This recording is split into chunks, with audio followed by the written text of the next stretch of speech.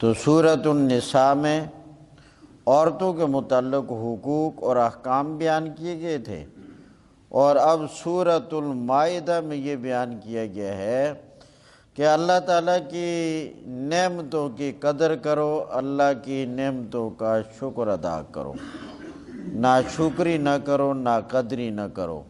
ایسا نہ ہو کہ ناقدری پر اللہ ناراض ہو جائے اور اللہ تعالیٰ کی پکڑ آ جائے، اللہ کا عذاب آ جائے اور اللہ کی جانب سے مواخذہ ہو جائے تمہارا۔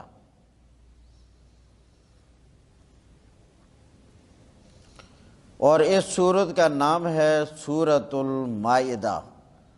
مائدہ کا لفظی معنی ہوتا ہے دسترخوان، یہ روٹی جس پر کھاتے ہیں، دسترخوان۔ اور اس صورت میں مائدہ یعنی دسترخوان نازل کرنے کا ایک واقعہ بیان کیا گیا ہے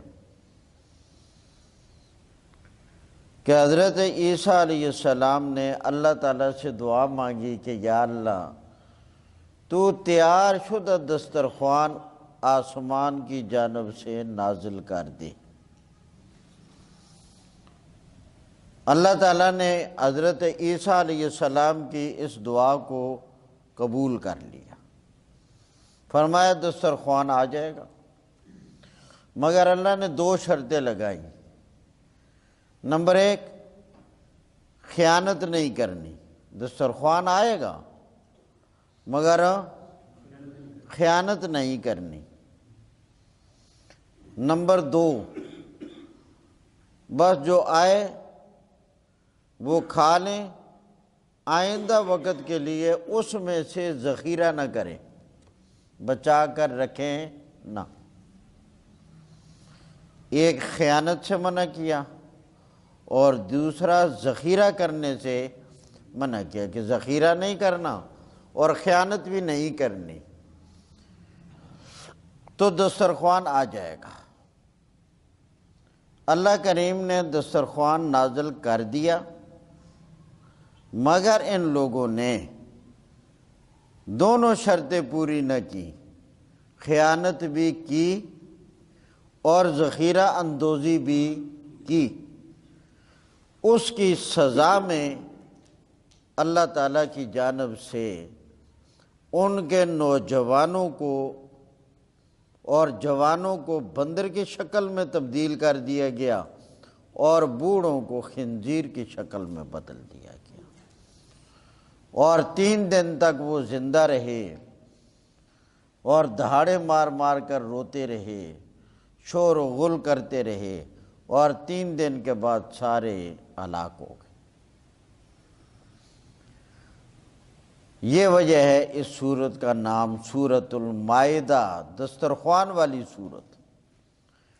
باقی مائدہ کے نزول کا تفصیلی واقعہ وہ انشاءاللہ اپنے موقع پر آگے جہاں اس دسترخوان کے بارے میں تذکرہ آئے گا وہاں اس کے نزول کی پوری تفصیل اور اس خیانت کی اور ذخیرہ اندوزی کی تفصیل انشاءاللہ ساری وہاں بتاؤں گا۔ کون سی نبی؟ عیسیٰ علیہ السلام، جی عیسیٰ علیہ السلام۔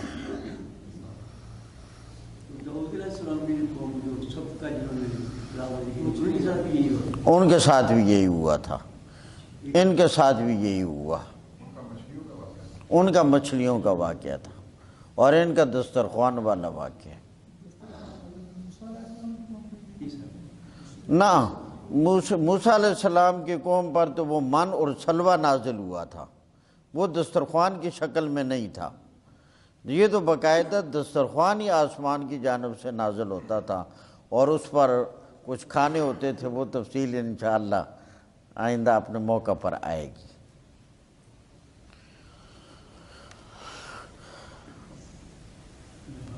یہ سورہ مائدہ کے نام کا تھوڑا سا تعارف میں نے بتا دیا۔ اب مضامین کے اعتبار سے تھوڑا تو تعارف وہ بھی ذہن نشین کر لیں کہ سورہ مائدہ میں بنیادی طور پر موٹے موٹے 5 مضامین ہیں۔ کتنے؟ پانچ چیزیں سورہ مائدہ میں بیان کی گئی ہیں۔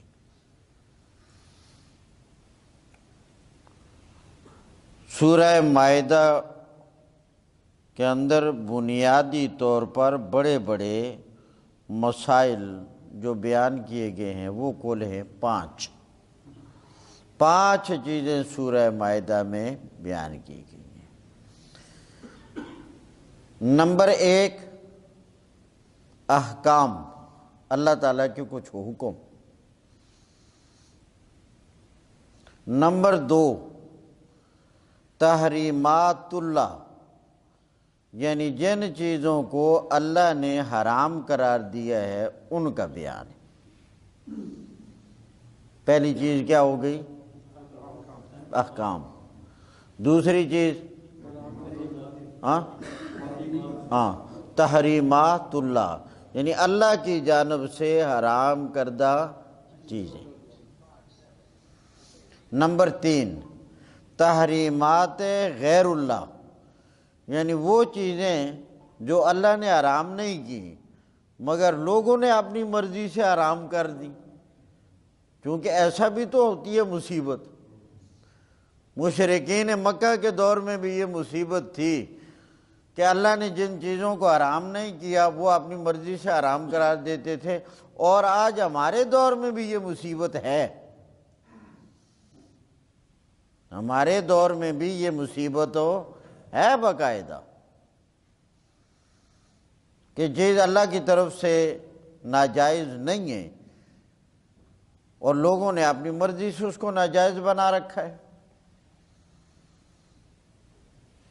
تو تیسرا مضمون ہے تحریمات غیر اللہ، یعنی وہ چیزیں جو اللہ نے حرام نہیں کی اور لوگوں نے اپنی مرضی سے حرام کی ہوئی ہیں۔ نمبر 4، اہل کتاب کی خباثتیں اور شرارتیں اور ان کا فساد۔ اہل کتاب کی خباثتیں، شرارتیں وہ بیان کی گئی۔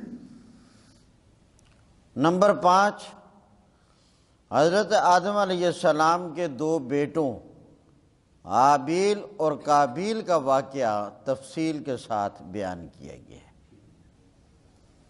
تو کل کتنی چیزیں ہو گئیں؟ 5۔ نمبر 1، احکام۔ نمبر 2، نمبر 3، نمبر 4،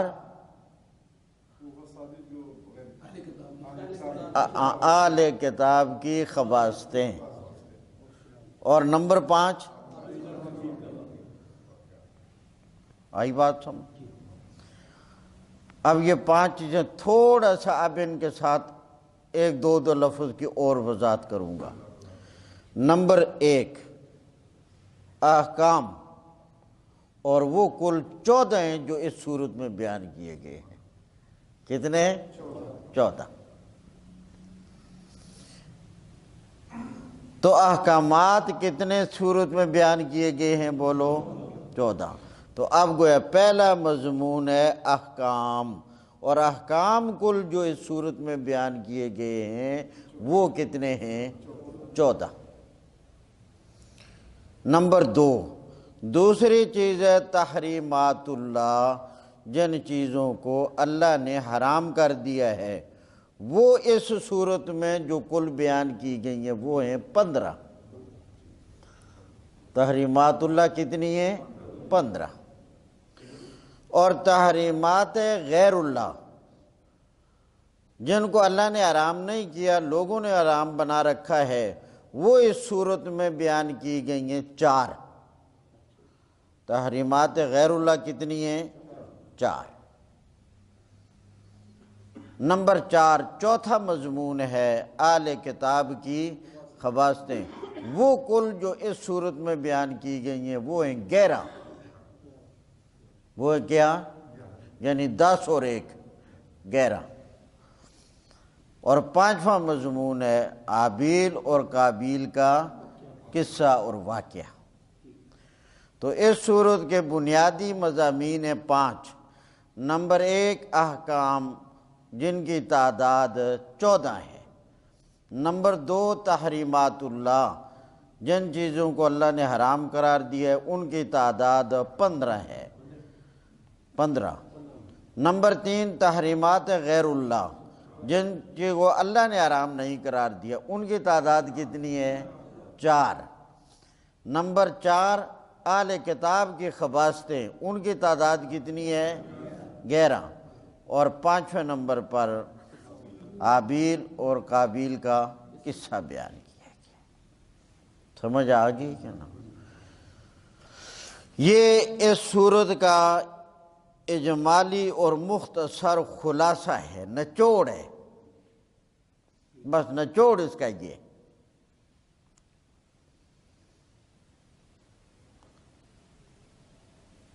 اب پہلا حکم اس سورہ مبارکہ میں جو بیان کیا گیا ہے وہ یہ ہے،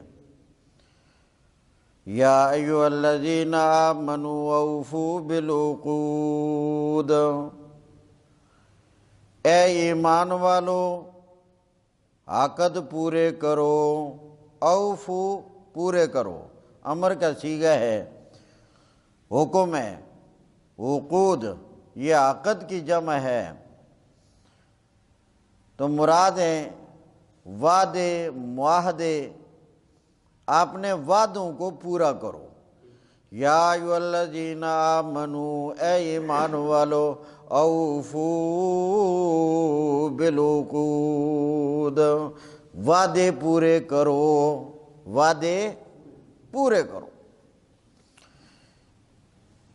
اور اجمالی طور پر یوں سمجھو کہ یہ وعدے جن کو اللہ کریم پورا کرنے کا حکم دے رہا ہے یہ 3 قسم کے وعدے ہیں۔ کتنے؟ 3 قسم کے۔ نمبر 1 وہ وعدہ جو بندے کا اللہ کے ساتھ ہے، وہ وعدہ جو بندے کا اللہ کے ساتھ ہے، جو لا الہ الا اللہ، تیرے سوا معبود کوئی نہیں۔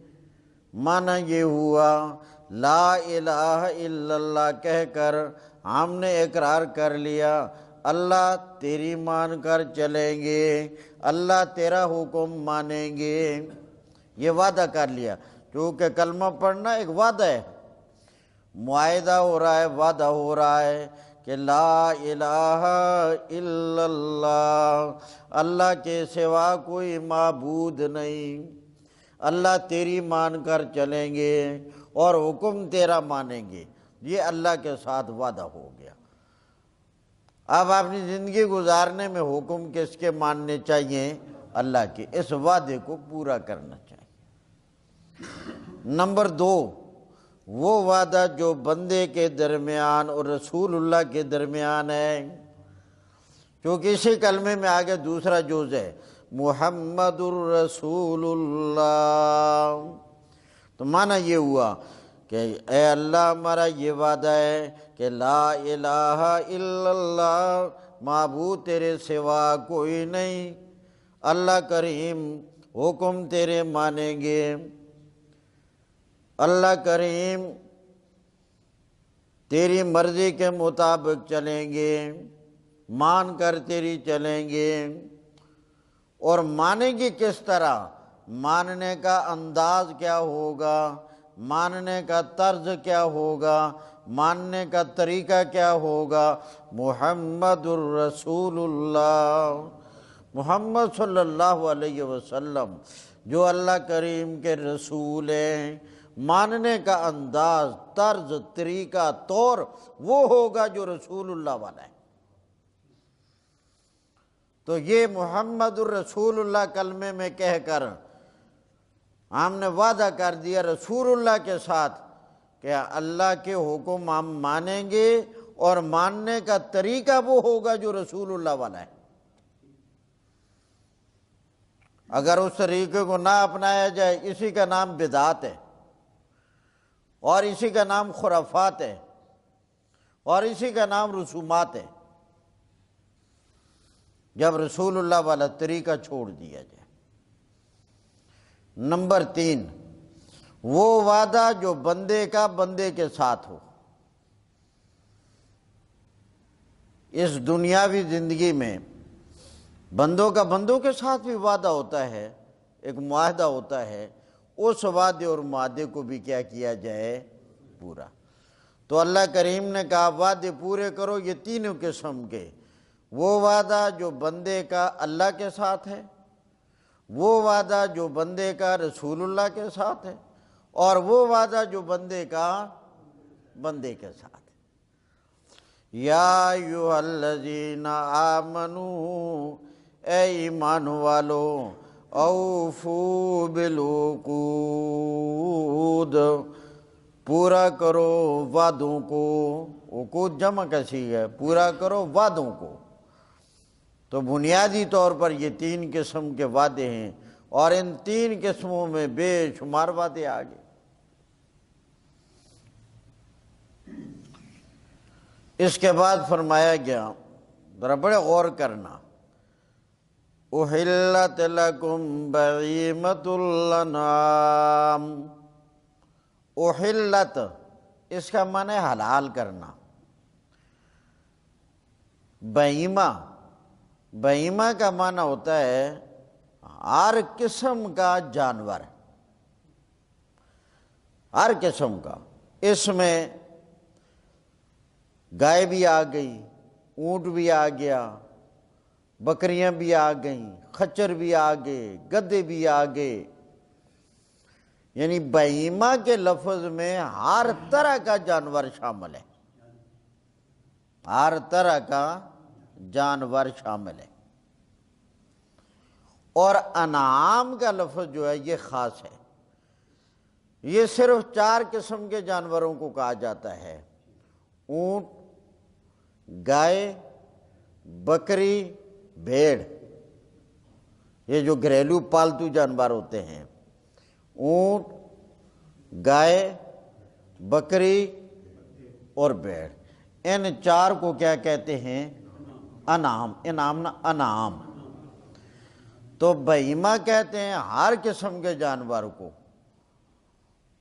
تو اللہ کریم نے فرمایا احلت لکم بہیمۃ الانعام۔ یہاں انعام کے لفظ نے بہیمہ کی تفسیر اور وضاحت کر دی۔ معنی یہ ہے کہ تمہارے لیے بہیمہ حلال ہے، مگر ہر بہیمہ نہ، وہ بہیمہ جو انعام ہے، یعنی 4 قسم کے۔ تمہارے لیے بہیمہ میں سے انعام یعنی اونٹ حلال ہے، گائے حلال ہے، بکری حلال ہے، اور بھیڑ حلال ہے۔ آگے سورہ انعام آ رہی ہے، وہ انعام بھی اسی لفظ سے انعام، نعم ان کی جمع ہے۔ نعم ان کا معنی ہو گیا ایک وہ جانور، اور انعام کا معنی ہو گیا بہت سارے جانور۔ تو انعام کا لفظ خاص ہے ان 4 قسم کے جانوروں کے لیے۔ تو بہیمہ کا لفظ عام ہے، ہر جانور پر بولا جاتا ہے۔ تو یہاں الانعام نے تفسیر کر دی کس کی؟ بہیمہ کی۔ اور ذرا آپ اپنے الفاظ میں اس کو یوں کہہ سکتے ہیں، اضافت بیانیہ۔ یہ کیا ہے؟ اضافت بیانیہ۔ اضافت کی کئی قسمیں ہوتی ہیں، بہیمہ مضاف ہے، الانعام مضاف الیہ ہے، اور اضافت کی کئی قسمیں ہوتی ہیں۔ یہاں اضافت بیانیہ ہے، یعنی مضاف الیہ نے مضاف کی کیا کر دی؟ تفسیر۔ احلت لکم بہیمۃ الانعام، حلال ہے تمہارے لیے جانوروں میں سے انعام، حلال ہے تمہارے لیے جانوروں میں سے انعام، یہ تمہارے لیے حلال ہے۔ اب یہاں ذرا غور کریں، میرے رب کے سمجھانے پہ قربان۔ اللہ کہہ رہا ہے ایمان والو وعدے پورے کرو، جانور تمہارے لیے حلال ہیں۔ ایمان والو وعدے پورے کرو، جانور تمہارے لیے۔ اب بظاہر ایک ہی آیت ہے، ایک ہی کلام ہے، کوئی ربط جوڑ معلوم نہیں ہو رہا۔ ایمان والوں وعدے پورے کرو، جانور تمہارے لیے حلال ہے۔ اللہ کریم نے اشارہ کر دیا کہ وعدے پورے کرو، اور اس وعدے میں یہ بات بھی شامل ہے کہ جب تم نے لا الہ الا اللہ کہہ لیا تو وعدہ کر دیا کہ اللہ جس کو تو حلال کہے گا وہ حلال ہے، اور جس کو تو حرام کہے گا وہ حرام ہے۔ تو اللہ کہتے ہیں پھر میں نے انعام تمہارے لیے حلال کر دیے ہیں نا، تو پھر ان کو حلال مانو، اپنی مرضی سے پھر ان کو حرام ہو نہ بناؤ، وعدہ پھر پورا کرو۔ اللہ اکبر۔ یا ایھا الذین آمنوا، اے ایمان والو، اوفوا بالعقود، وعدے پورے کرو۔ احلت لکم، حلال کر دیا گیا ہے تمہارے لیے، بہیمۃ الانعام، جانوروں میں سے انعام کو، 4 قسم کے جانوروں کو۔ اونٹ کو حلال کر دیا گیا ہے، گائے کو حلال کر دیا گیا ہے، اور بکری کو حلال کر دیا گیا ہے، اور بھیڑ کو بھی حلال کر دیا گیا ہے۔ یہ گائے میں شامل ہے وہ بھی، جی ایک نہ، ویسے عربی میں لفظ جدا جدا ہے، مگر آپ یوں سمجھیں کہ بعض اوقات ایک چیز کی ایک قسم ہوتی ہے اور اس کے آگے افراد مختلف ہوتے ہیں۔ تو بقرۃن، اس کی ایک قسم ہے گائے اور دوسری اس کی قسم ہے بھینس، تو بھینس بھی بقرۃن ہی کے اندر شامل ہے۔ تو ویسے لفظ اس کے لیے عربی میں ہے جاموس، جاموس، جیم الف جا میم واو سین، جاموس۔ تو جاموس چونکہ بقرۃن ہی کی جنس ہے، شکل اس کی وہ ہے، اس کی وہ ہے، تو ازرو لغوی معنی کہ وہ اسی کے اندر شامل ہے۔ الا ما یتلی علیکم، ہاں اب اللہ کریم نے فرمایا کہ تمہارے لیے جانور انعام جو ہیں یہ حلال ہیں، مگر وہ انعام کہ جن کا حرام ہونا تلاوت کر دیا گیا ہے ان کو پھر حرام سمجھو۔ یعنی انعام تمہارے لیے حلال ہیں، مگر بعض صورتیں ایسی بھی ہیں کہ وہی انعام تمہارے لیے حرام بھی ہیں، مگر جب حرام ہونے والی صورت آئے اس وقت ان کو حرام سمجھو، اور جب حلال ہونے والی آئے تو ان کو کیا سمجھو؟ حلال سمجھو۔ اب وہ حرام ہونے والی صورت کیا ہے، وہ انشاءاللہ کل کے درس میں جہاں سے شروع کریں گے وہاں سے آ رہا ہے۔ وہاں انعام ہے، مگر دیکھو ان صورتوں میں وہی اونٹ حرام ہو رہا ہے، وہی گائے حرام ہو رہی ہے، وہی بکری حرام ہو رہی ہے، وہی بھیڑ حرام ہو رہی ہے، جو انشاءاللہ کل کے درس میں آئے گا۔ تو جس نوعیت میں اور جس مقام پر اللہ کہے یہ ایسے حلال ہیں تو ان کو حلال سمجھو۔ جب اللہ کہہ دے کہ یہ ہے تو گائے مگر اب حرام ہے تو اس کو حرام سمجھو۔ اللہ کہے یہ اونٹ ہے حلال سمجھو، مگر اس حالت میں ہو جائے تو اس کو حرام سمجھ لو، ہے وہی اونٹ۔ الا ما یتلی علیکم، مگر جن جانوروں کے اور انعام کے حرام ہونے کو تلاوت کر دیا گیا، تمہارے اوپر بیان کر دیا گیا، تمہیں بتا دیا گیا، ان کو پھر کیا سمجھو؟ حرام سمجھو۔ اور وہ انشاءاللہ کل کے درس میں آ رہا ہے تفصیل کے ساتھ، ہاں کل اور تیار ہو کر آنا۔ اب یہ احکامات ہے، ذرا بڑی توجہ سے ان کو سمجھنا ہے۔ الا ما یتلی علیکم کا آگے معنی سمجھ استثناء کا، اور آگے فرمایا جب میں اللہ کہوں اب حلال ہے تو حلال سمجھو، اب حرام ہے تو حرام سمجھو۔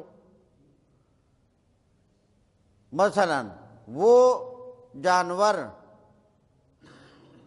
جو شکار کے ہیں، اللہ نے کہا حلال ہیں، شکار کو، ہرن کو شکار کرو، جو حلال پرندے ہیں انہیں شکار کرو، تو کرو، حلال ہے۔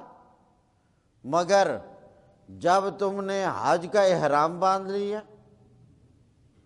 یا تم نے عمرے کا احرام باندھ لیا، اب حرام ہے۔ اب بے شک شکار والا جانور تمہارے پاس ہو، اب تمہیں چھیڑ چھاڑ نہیں کرنی۔ اور وہ وقت شکار کے عادی کے لیے، جس کو شکار کی عادت ہو، جب شکار کا جانور آئے اور اس کے لیے اس پر قابو پانا آسان ہو، اور اس وقت اس کے لیے صبر کرنا یہ بہت مشکل کام ہوتا ہے۔ یہ تو ان سے پوچھئے جن کو شکار کی عادت ہو۔ بنی اسرائیل دیکھو ناکام ہو گئے، مچھلیوں کا شکار کرتے تھے، اللہ نے کہا نہیں کرنا، اب ایک وقت کے لیے منع کیا، نہ صبر ہو سکا۔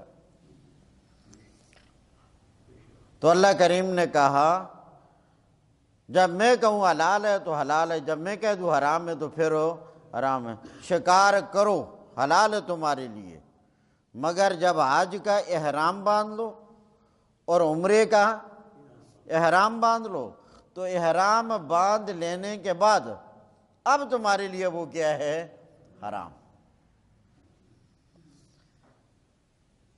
وقت وقت کی بات ہے، حالت حالت کی بات ہے۔ دیکھو جب تک ہم نماز شروع نہ کریں، تکبیر تحریمہ نہ کہیں، تو ہم کچھ بھی کھائیں حلال ہے۔ پلاؤ کھائیں حلال ہے، مرغی کھائیں حلال ہے، پھل کھائیں حلال ہے، مچھلی کھائیں حلال ہے، مٹھائی کھائیں حلال ہے، ریوڑیاں کھائیں حلال ہے۔ اور جب تکبیر تحریمہ کہہ کر نماز شروع کر لی، اب اس کے بعد ایک ریوڑی کھانا بھی حرام ہے۔ بھئی اللہ نے کہا ہے تکبیر تحریمہ سے پہلے حلال ہے، ٹھیک ہے کھاؤ، تکبیر تحریمہ کے بعد حرام ہے، اب نہیں کھانا۔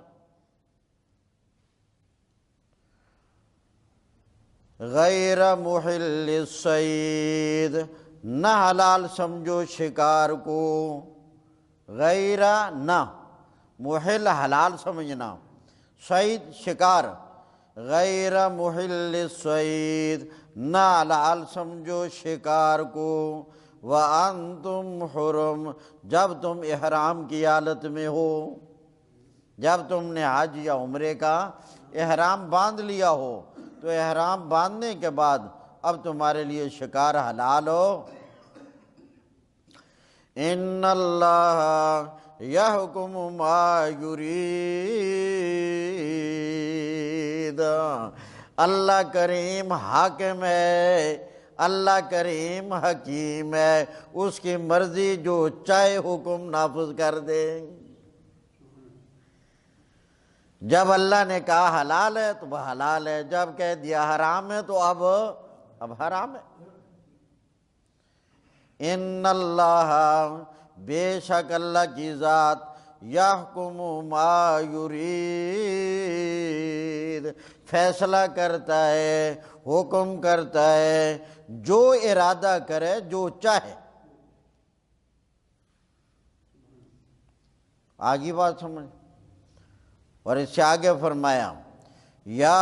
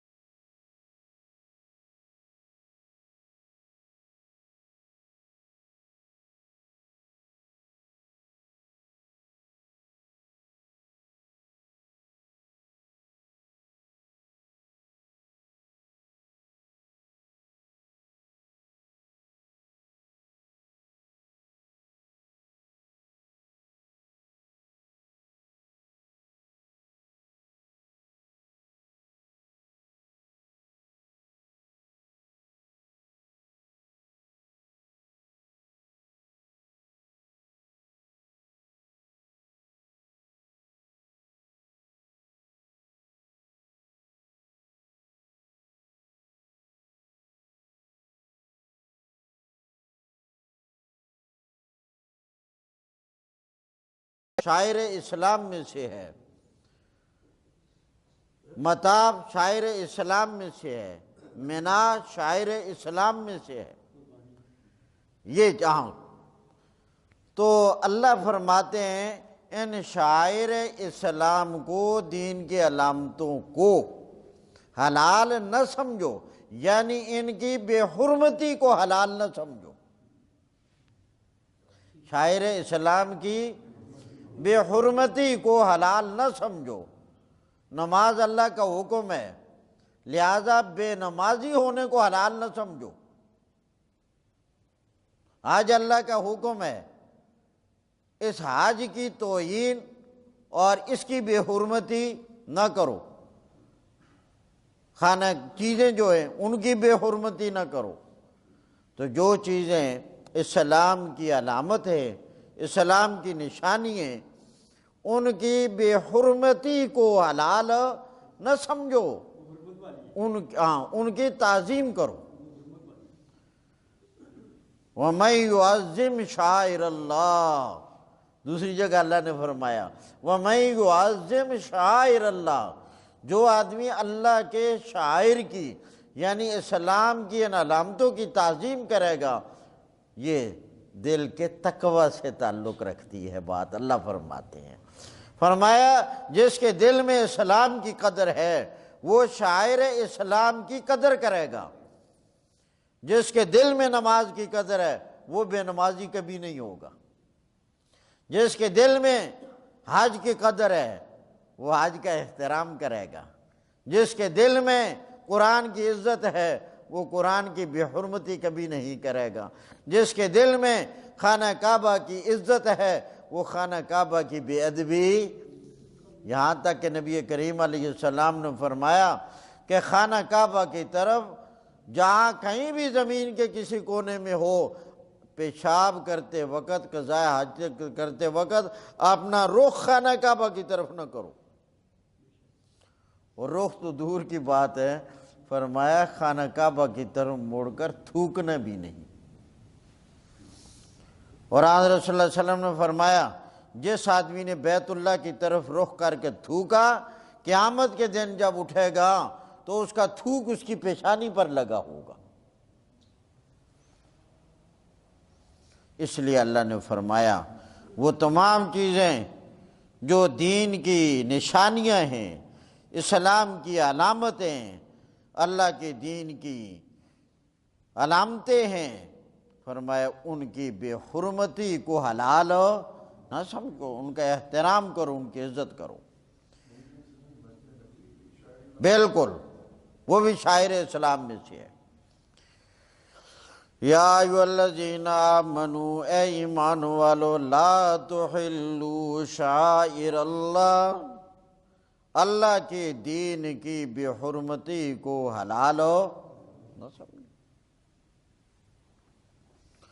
ولا الشہر الحرام، اور حرمت اور عزت والے مہینے کی بے حرمتی کو بھی حلال نہ سمجھو، عزت کرو۔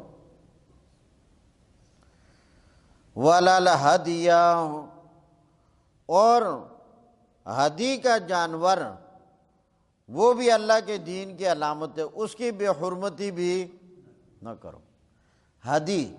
ہدی اس جانور کے لیے خاص ہے کہ جس کو سرزمین حرم، مکہ مکرمہ کی حرم والی زمین میں ذبح کرنے کے لیے خاص کر لیا گیا ہو کہ اس جانور کو ہم نذر کے طور پر، صدقہ کے طور پر، اللہ کی رضا کے لیے زمین حرم میں ذبح کریں گے، مکہ مکرمہ میں لے جا کر، اس جانور کو کیا کہتے ہیں؟ ہدی۔ چاہے وہ حج کے موقع پر حج کی قربانی کے طور پر لے جایا جائے، یا وہ عمرہ کرتے وقت نفلی قربانی کے طور پر ساتھ لے جایا جائے، تو جس جانور کو کسی بھی انداز میں، دم تمتع کے انداز میں، دم قران کے انداز میں، قربانی کے انداز میں، صدقہ کے انداز میں، نظر کے انداز میں خانہ کعبہ یعنی زمین حرم میں ذبح کرنے کے لیے خاص کر لیا گیا ہو اور وہاں لے جانے کے لیے لے جایا جائے تو وہ جانور بھی عزت والا ہو جاتا ہے۔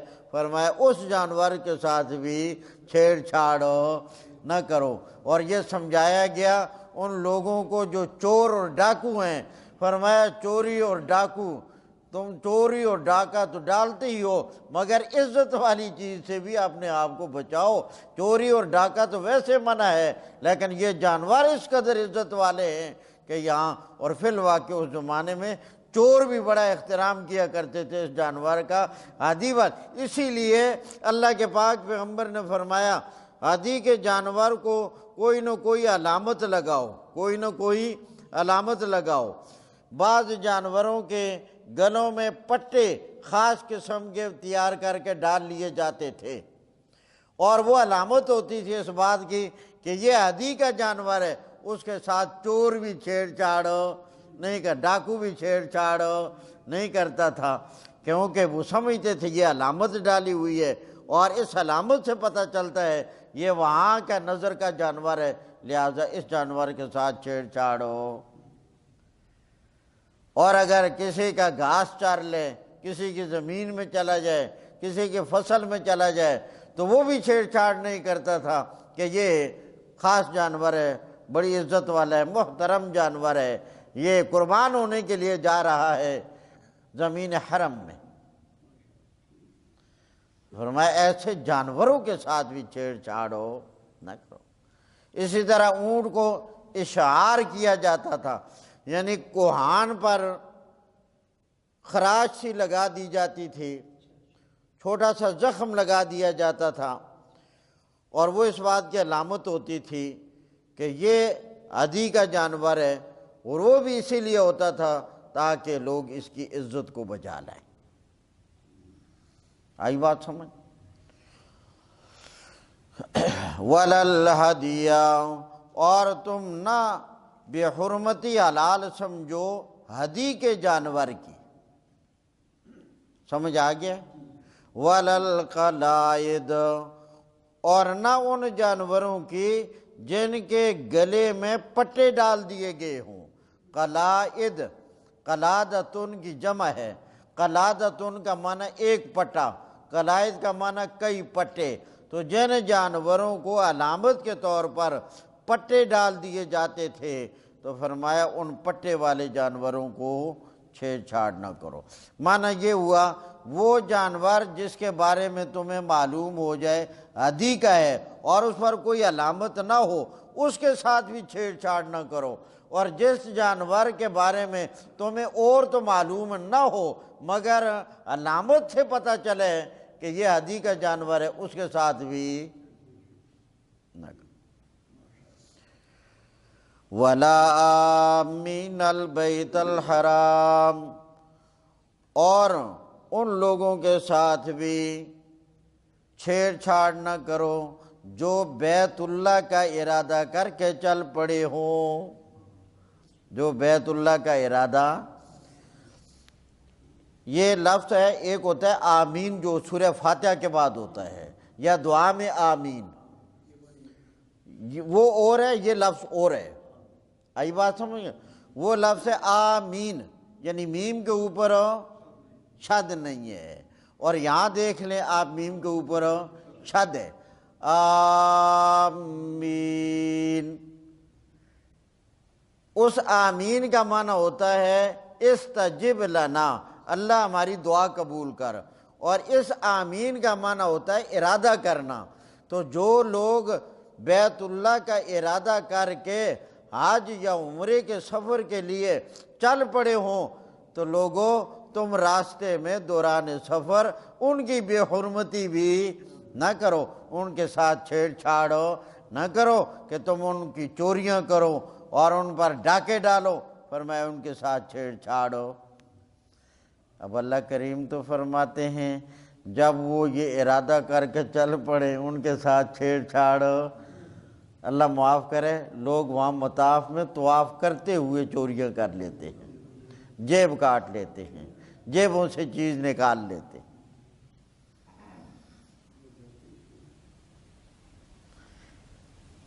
تو اس لیے پہلے تو آپ حیران ہو رہے ہوں گے کہ کون چھیڑ چھاڑ کرتا ہوگا ان کے ساتھ۔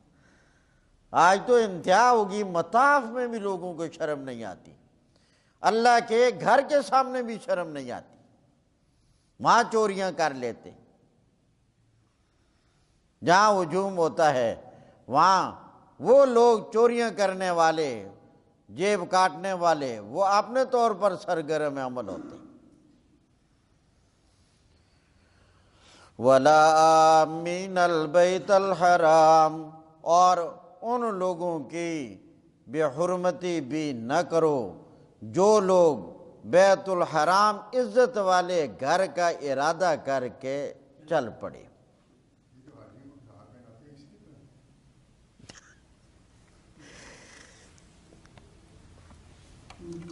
بس وہ کچھ لوگ خوشی کا اظہار کر دیتے ہیں، محبت کا اظہار کر دیتے ہیں، برہم وہ ہار اس لیے نہیں ہوتا۔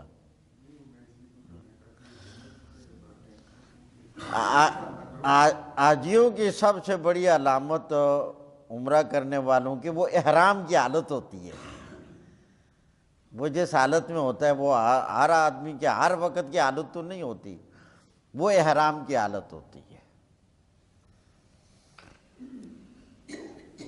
فرمایا جو لوگ بیت اللہ کا ارادہ کر کے چل پڑے ہوں، لیکن اگلا لفظ بڑا عجیب ہے، یبتغون فضلا من ربہم ورضوانا، رب کا فضل تلاش کرنے کے لیے اور اللہ کریم کی رضا اور خوشنودی حاصل کرنے کے لیے چل پڑے ہوں، ریاکاری مقصود نہ ہو، سیر و تفریح مقصود نہ ہو۔ یبتغون فضلا من ربہم ورضوانا، رب کا فضل تلاش کرتے ہوئے، رب کا فضل تلاش کرنے کے لیے، رب کی رضا تلاش کرنے کے لیے۔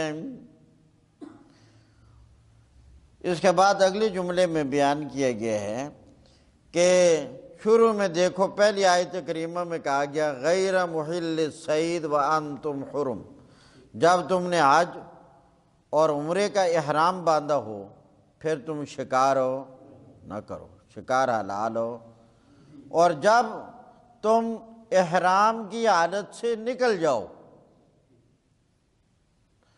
جب تم حرامی نہ رہو، یا حرامی سے مراد وہ پنجابی والا حرامی نہیں، عربی والا جہاں احرام، حرامی بمعنی احرام، جب تم احرام والے نہ ہو، حلالی ہو جاؤ، یعنی احرام تمہارا ختم ہو جائے، اس کے بعد تمہیں شکار کرنے کی اجازت ہے۔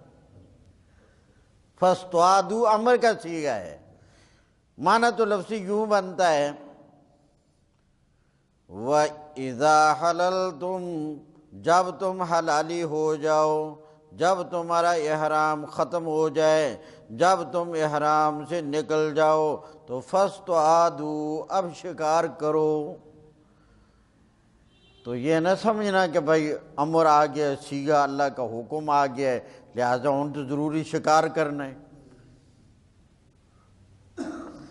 تو امر کا لفظ، امر کا صیغہ یہ 16 معنوں کے لیے آتا ہے۔ کتنے معنی ہوتے ہیں؟ 16۔ ان میں سے ایک معنی ہوتا ہے، اس کو کہا جاتا ہے عربی میں اباحت، اجازت، رخصت، یعنی امر کا صیغہ ہوتا ہے کسی حرام کام کے بعد اس کام کی اجازت ہوتی ہے کہ اب اگر کرنا چاہو تو کر سکتے ہو۔ جب تم نے احرام باندھ لیا حج اور عمرے کا، تمہارے لیے شکار منع ہے، اور جب تم احرام کی حالت سے نکل جاؤ اب تمہیں اجازت ہے، کرنا چاہو تو کرو، اجازت ہے۔ جس چیز کی اجازت ہو پھر اس کا کرنا ضروری ہو۔ وَإِذَا حَلَلْتُمْ، جب تم حلالی ہو جاؤ، احرام سے نکل جاؤ، فَاسْتُعَادُوا، اب شکار کر سکتے ہو، اب تمہیں اجازت ہے شکار کرنے کی۔ وَلَا يَجْرِمَنَّكُمْ شَنَآنُ قَوْمٍ أَنْ صَدُّوكُمْ عَنِ الْمَسْجِدِ الْحَرَامِ،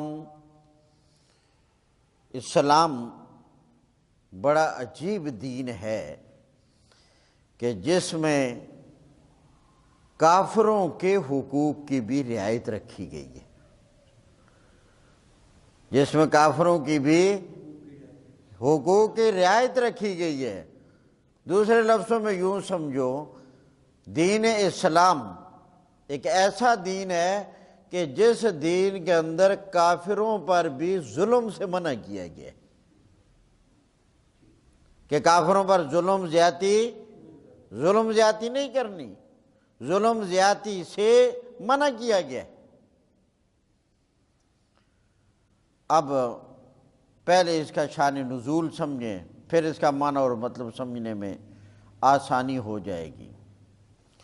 سن 6 ہجری میں نبی کریم علیہ السلام صحابہ کرام کو لے کر عمرے کے لیے روانہ ہوئے، اور حدیبیہ کے مقام پر پہنچ کر رکنا پڑا۔ مشرکین مکہ نے آگے جانے کی اجازت نہ دی۔ مذاکرات کا سلسلہ شروع ہوا۔ حضرت عثمان غنی رضی اللہ تعالیٰ عنہ کو بھیجا گیا، انہوں نے جا کر مذاکرات کیے، مگر ان کی سمجھ میں نہ آئی بات۔ جب حضرت عثمان گئے، کچھ مسلمان کہنے لگے عثمان کتنے خوش نصیب ہیں، وہ مکہ مکرمہ چلے گئے تو عمرہ کر رہے ہوں گے، خانہ کعبہ کا طواف کر رہے ہوں گے۔ اور کفار مکہ نے حضرت عثمان کو کہا، آپ تو آ گئے ہیں، آپ تو آئے ہوئے ہیں، آپ کر لیں۔ فرمایا جب تک پہلے میرے پیارے پیغمبر نہیں کریں گے میں نہیں کر سکتا۔ خیر، آخر مذاکرات کا سلسلہ شروع ہوا، اور نتیجہ جس کا یہ نکلا کہ اس سال مسلمان واپس چلے جائیں اور آئندہ سال آئیں، بغیر اسلحہ کے آئیں، اور 3 دن مکہ مکرمہ میں ان کو قیام کی اجازت ہے، اور 3 دن کے بعد خود بخود مکہ کو چھوڑ کر چلے جائیں۔ یہ معاہدہ تو ہو گیا طے، اور نبی کریم علیہ السلام نے صحابہ کو فرمایا کہ احرام کھولو۔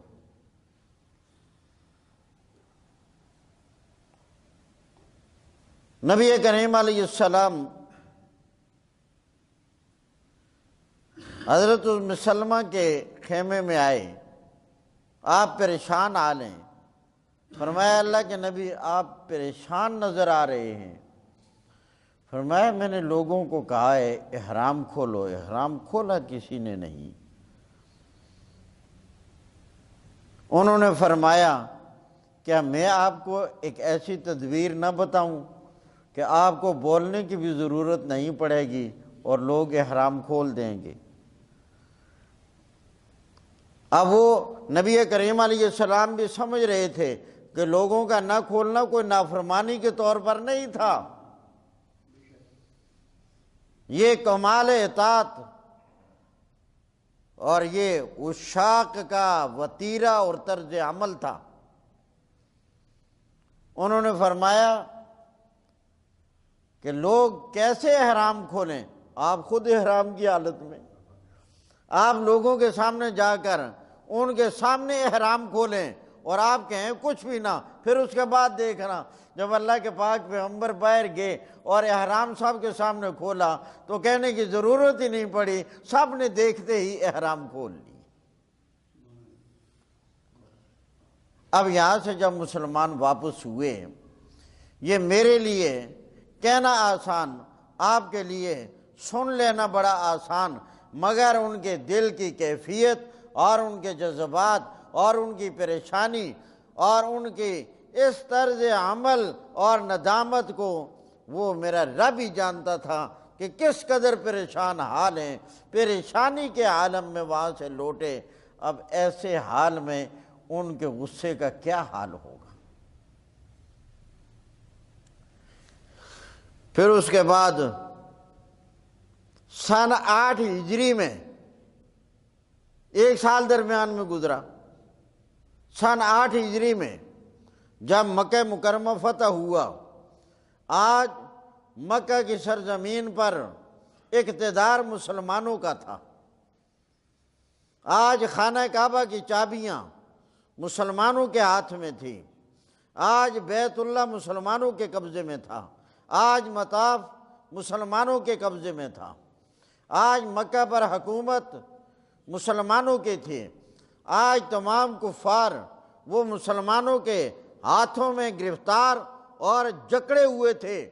وہاں صحابہ کرام اپنی تلواروں کو ٹھیک کر رہے تھے کہ ابھی اللہ کے نبی کی طرف سے حکم ہوگا تو ہم وہ سن 6 ہجری والا بدلہ لیں گے جب انہوں نے ہمیں روکا تھا اور بیت اللہ کے پاس عمرہ ادا کرنے کے لیے اور اللہ کے ذکر کے لیے ہمیں یہاں نہیں آنے دیا تھا۔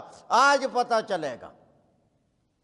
اندرو اندر یہ جذبات امڑ رہے تھے اور نبی کریم علیہ السلام کے حکم کے منتظر تھے، اور اللہ کے پاک پیغمبر جب اعلان کے لیے کھڑے ہوئے سارے کافر بھی کانپ گئے کہ آج میری زندگی کا آخری دن ہے، اور صحابہ کرام بھی تیار ہونے لگے کہ ابھی اللہ کے نبی کا حکم ہوگا، یہاں تلواریں چل پڑیں گی اور خون کی ندیاں جاری ہو جائیں گی، مگر اللہ کے پاک پیغمبر نے فرمایا لا تثریب علیکم اليوم، کہ جو اعلان حضرت یوسف علیہ السلام نے اپنے بھائیوں کے ظلم کے مقابلے میں کیا تھا، آج میں محمد الرسول اللہ بھی وہی اعلان آپ لوگوں کے لیے کر رہا ہوں، میں نے سب کو معاف کر دیا۔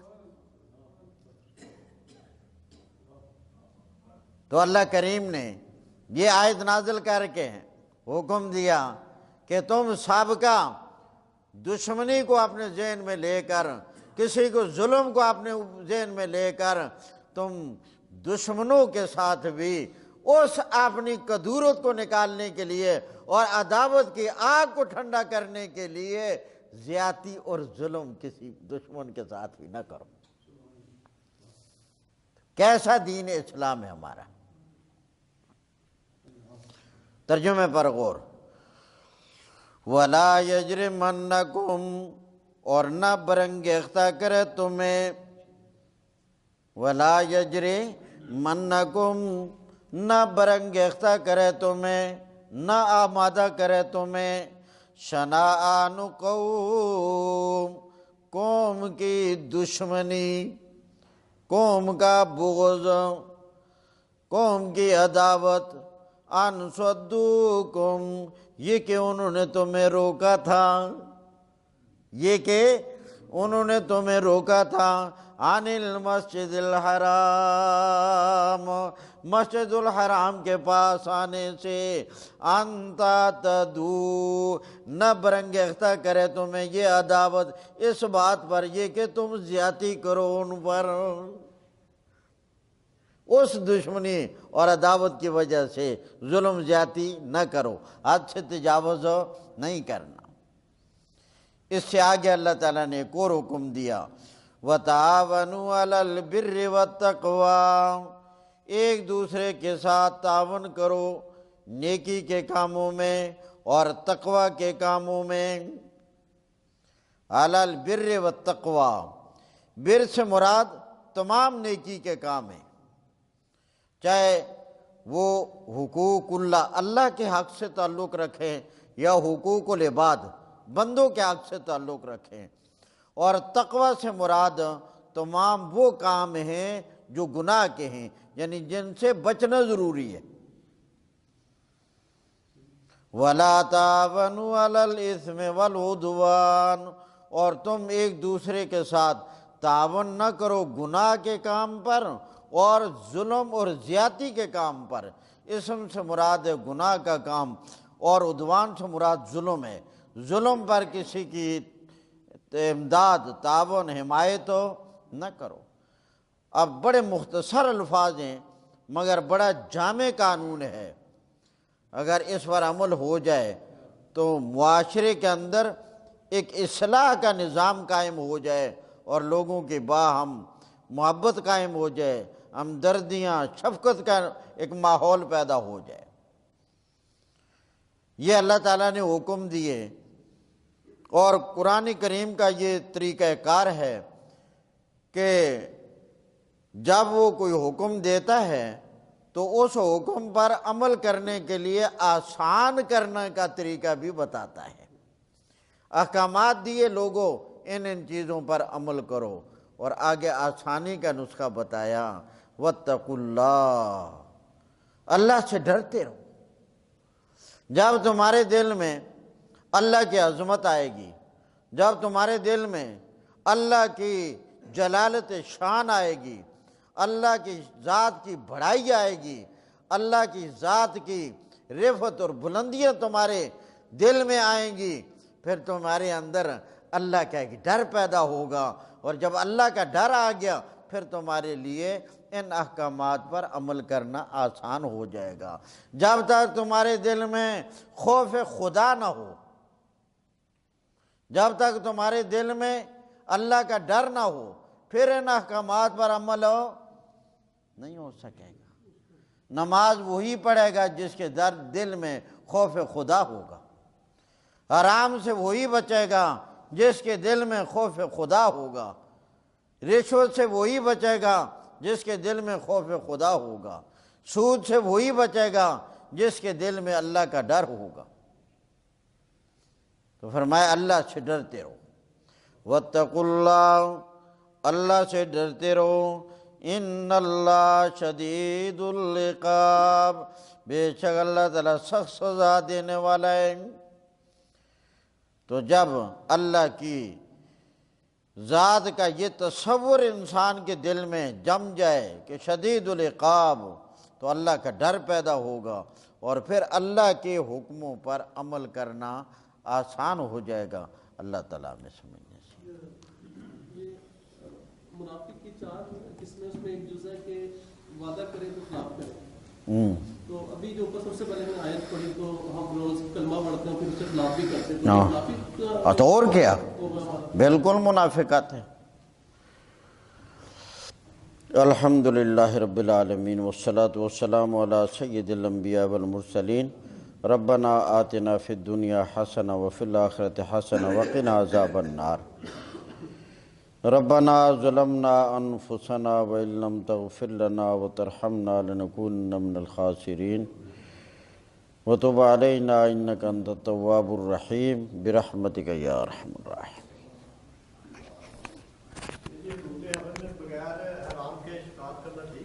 جی